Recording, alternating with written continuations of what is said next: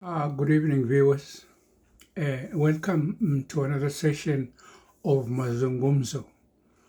This is your host, Dr. Githere, coming to your homes with another program of Being in Time by Martin Heidegger, an analysis. Now, this is part 26. We have really gone inside. We're almost winding up. We're getting to the area where Martin Heidegger deals with the issue of death. And time is coming to its end. The finiteness of the human being is being actually analyzed in this section. And before he gets to winding up the being on time, he actually visits the issue of history, the historicality of things. And history and historicity is a concept which had been dealt with by York Wattenberg, Dilthey. Dilthey had communicated with York in the 18th century, I think 1873, 1874. They had exchanged letters of the importance of history in the study of human existence. York and Dilthey were friends, and after they had passed, the letters they had communicated to one another were analyzed from the archives. And it was discovered that actually they were discussing the importance of history onto the existence of human beings. And it showed that historicity and existence go together. You cannot separate the two. Actually, for you to analyze the concept of existence, as Martin Heidegger was doing, he had to revisit York and Dilthey. And they influenced a lot. And they also, it said, they influenced Gadamer, Rinka, and Martin Heidegger onto using historicity. And Edmund Husserl. Edmund Husserl, in doing phenomenology, history was very part of phenomenology because you had to go back in time. And when you go in the past and you look at the archives and you study the material from that time, the history of how equipment, for example, have developed over time, how they have changed and evolved with the knowledge of the people and the times.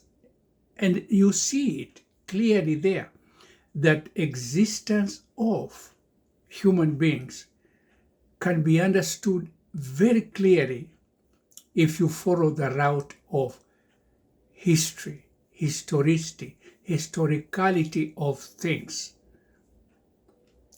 And in other pieces of existence, actually what I was using is things found in the archives about being in time that Heidegger played about with to arrive at most of the concepts like temporality. Because you see in my analysis of temporality, we discovered that temporality is actually taking care using ecstasis, past, present, and future. They are all interlinked. They are a continuum. They are a stretch. They are like a rubber band. From birth to death is a continuum. A human being is affected by those times, sessions, birth and death, and the life you live along that stretch of life. They're all interconnected. Now, as we continue, I just wanted to emphasize that this section, part 26, you will see clearly I am discussing about the historicity.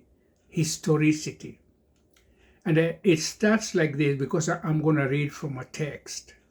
The authenticity of history is linked to the existence of Dasein, which brings out facts that solidly confirm the history of the day. And that history of the day, mostly, the history is that of institutions that make up the society of the day. For example, this could involve equipment, work, culture, spirit, ideas. And the history actually is history of anything that humans or Dasein does, is recorded by historians and is put in the archives. And journalists are a good example of people who keep the history, because the events of the day, activities of the day, of any nature that journalists take care of, mostly end up making our history. The ideas of history are very much an interpretation of the events of the era in question. The historians keeps very much to the traditions of the day, tied to the themes of the day. The existence of a historian who keeps the authenticity of the days is always thrown off by the authorities of the day, because in most cases, the people in power influence the history. Because history, to be frank, and there is no that I'm trying to put anybody down, is written from the perspective of the powerful, of the people, or the people in power. The authorities always interfere with the theme of the history of the era, distorting the facts, and so the truth of the history. This is especially true when it comes to the facts pertaining to Dasein. Because Martin Heidegger is dealing with Dasein, and Dasein is to, if you analyze deeply, it means existence.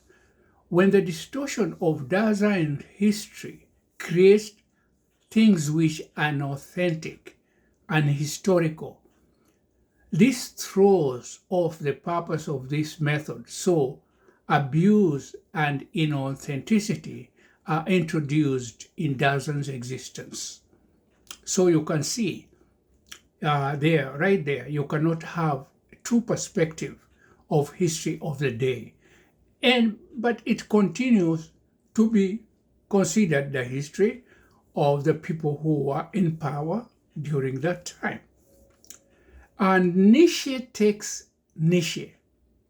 the philosopher from Germany, very controversial, takes issue with this thing of history being unauthentic. Nietzsche in 1874 recognized the fact that history is interfered with by the authorities of the day. He recognized three types of histrology. As you can write social things of people's sociology, there is also the term histrology. And there are three parts of how you can document the history of a people: through monumental things, the antiquarian things, and to be critical of the things of the day.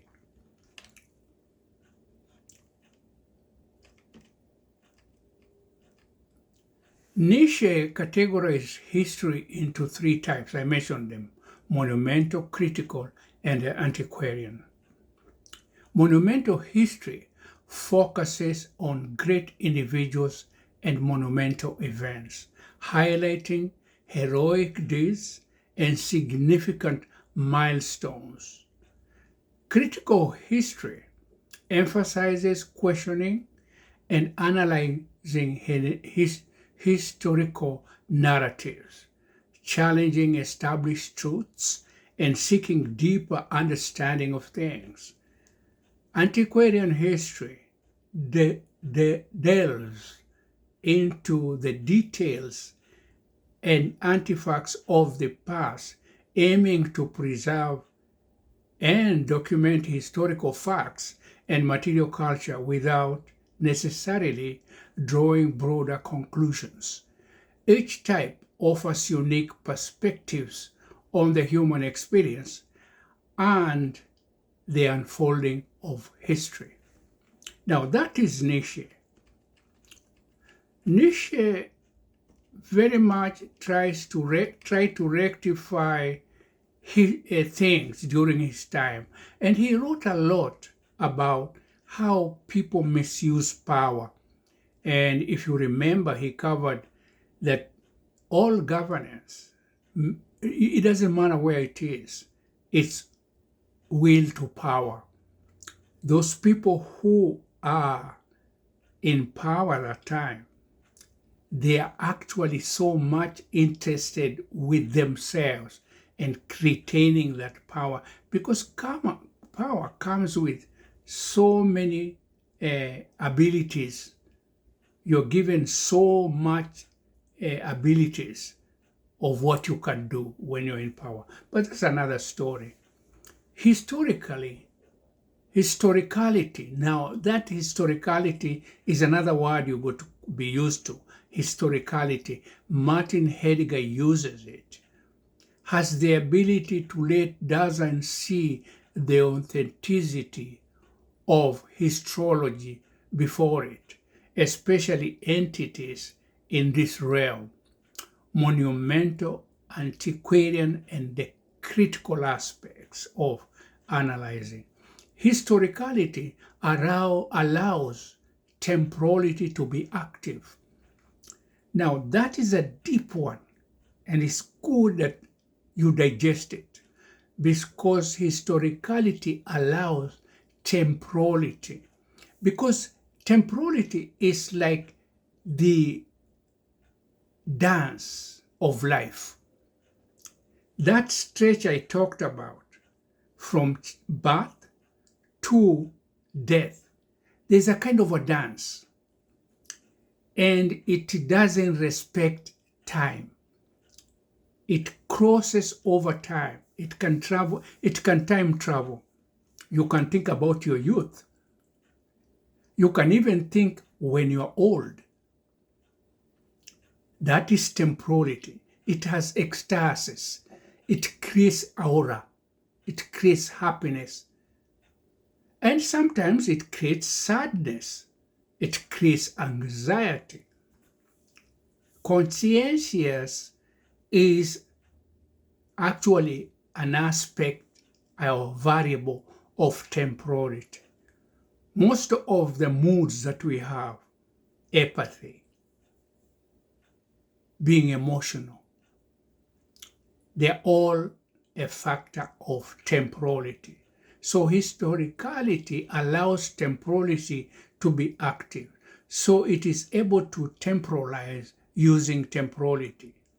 As it does this, ecstasis, horizontal, is able to kick in and set repetition on a component vital in existential ontological phenomenology.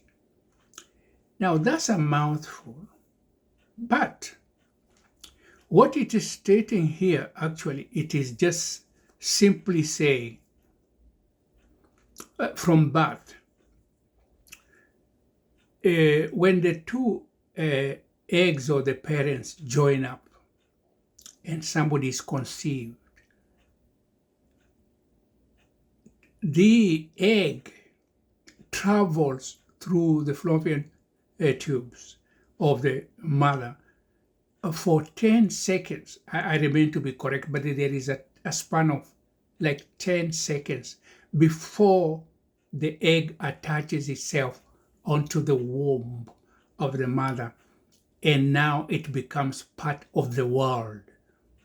It starts to form history because immediately it attaches itself to the wall of the womb with the umbilical cord. It starts to struggle to feed from the mother. Sometimes the nutrition is not coming properly if a mother is not eating right food. So right there, a struggle starts, existence starts. So the 10 seconds of a human being, the traveling of the egg in the fallopian tubes to the womb, it is the most ecstasy situation. It is an experience of freedom beyond explanation. Now, that is a concept explained by Barbara Fayard. She's a sister of Notre Dame in her book, Embracing and Compassion. You just read. It was written in 1993. Embracing Compassion. And there's another about human beings, but it's Barbara Fayard, a sister of Notre Dame. She has written Releasement, beautiful books. You can visit her. But this concept I'm talking about, the struggle of human being from conception to birth, is a biggest struggle, because once the child starts to feed through the umbilical cord, it is started life in the world there, because there is where all issues start. Leveling up, being grounded up, care, conscientious, all aspects of what a human being becomes and what he struggles. Because a human being is always struggling, knowing he is going one day to die. He's finite. So at the back of his mind, all he does in life, he's a pilgrim. He's a pilgrim. He's traveling through this world.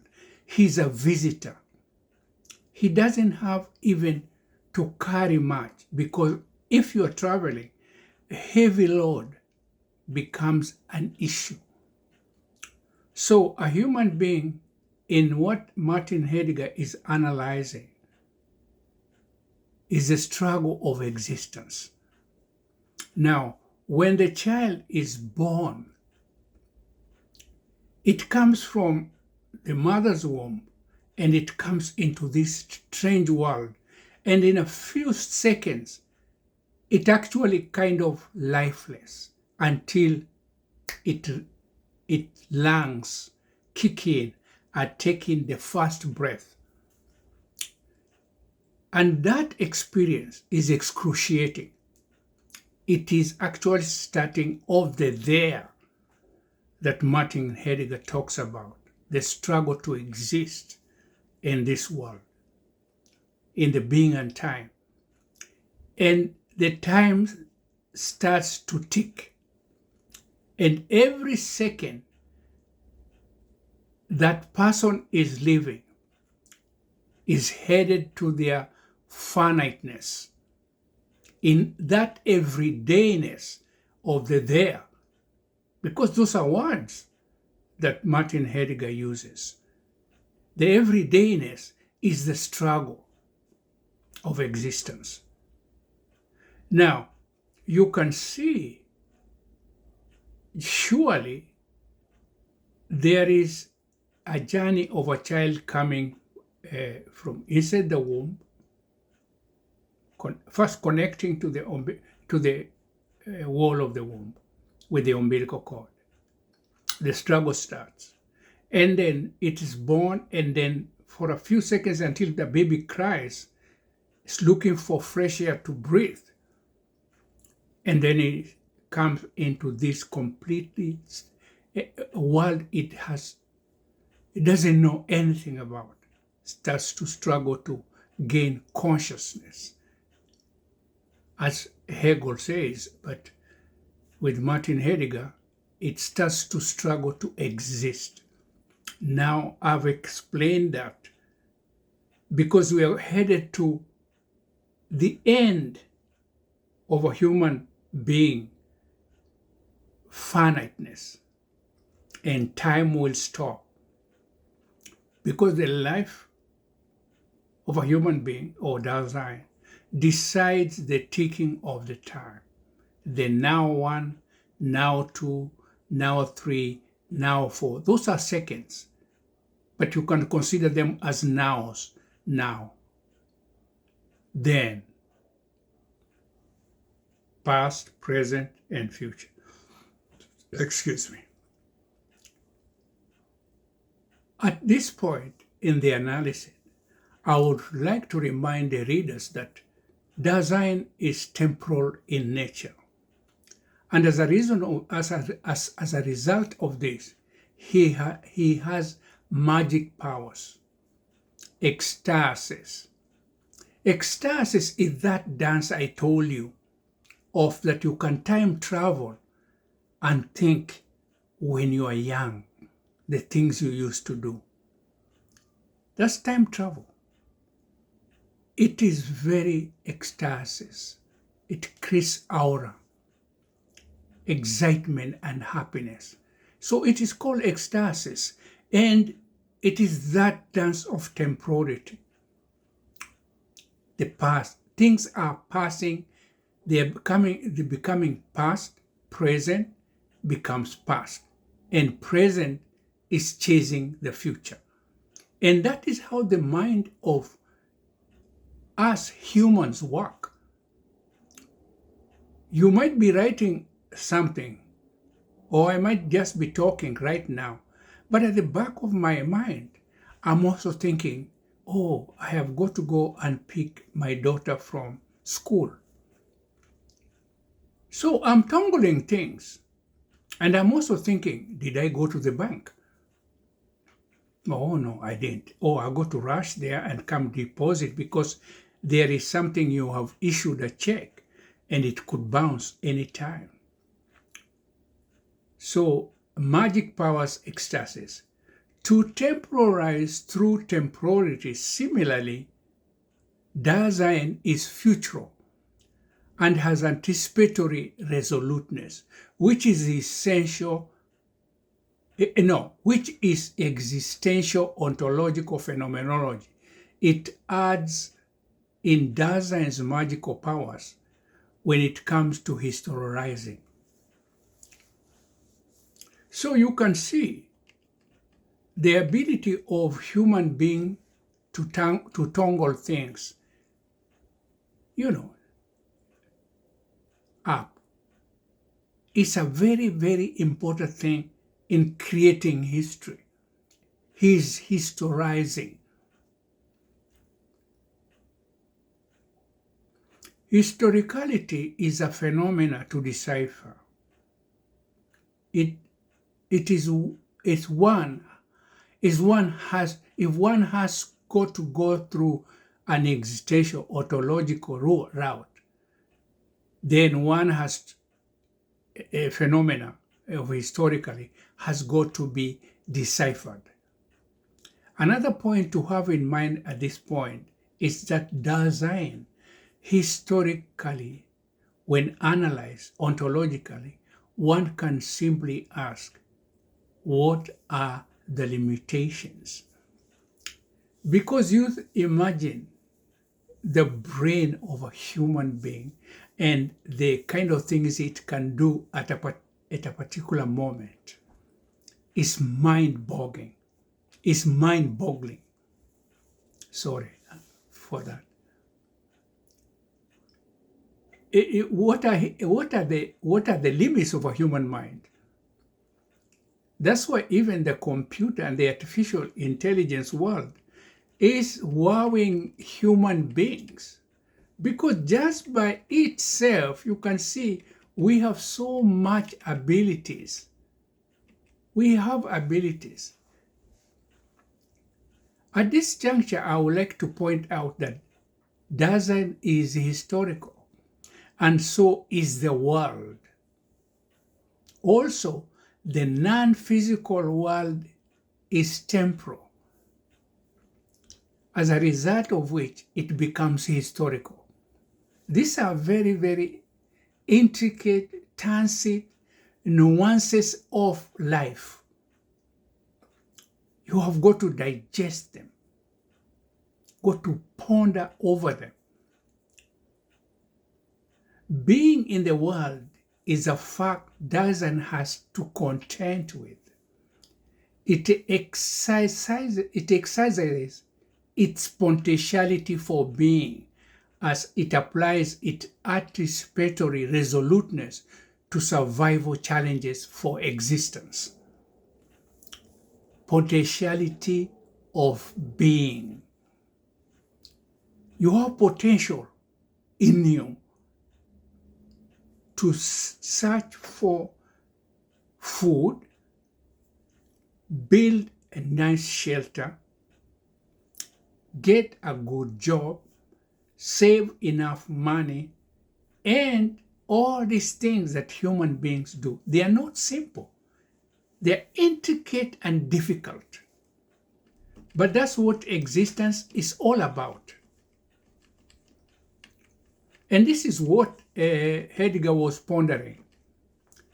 So the being is a very, very big concept.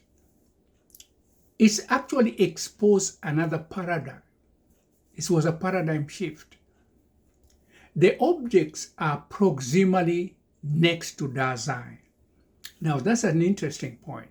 Proximity is they're near, because a human being is always near his what he's going to eat and how he's going to get to that food and how he's going to wait. And all that is tied up to this simple word, the resoluteness of a human being to survive. He's resolute because he knows one day he will die, and he has to face that moment when it comes to the end. But he makes sure the time he's born and time he dies, he has had a well over time being in the world. And that's a big struggle. You want to leave some history, but that's living. I am not saying you want to be known. No, I'm not saying you got to be famous to live. No. You live as a human being. Once you're born, you live a life which you can say is worth everything to that individual. Every life is important. And how you live it is very, very individualistic. But sometimes you're going to consider the others, the community, Ubuntu. I am because you are. It's a very important concept. Love your neighbor as thyself. And these are things, when they say Dasein is in a state of falling, it means he's in his trials of existence, challenges, which are defined by him by being finite, meaning he's not immortal. He'll come to an end. Being in the world of Dasein, in simple language, is termed as present at hand.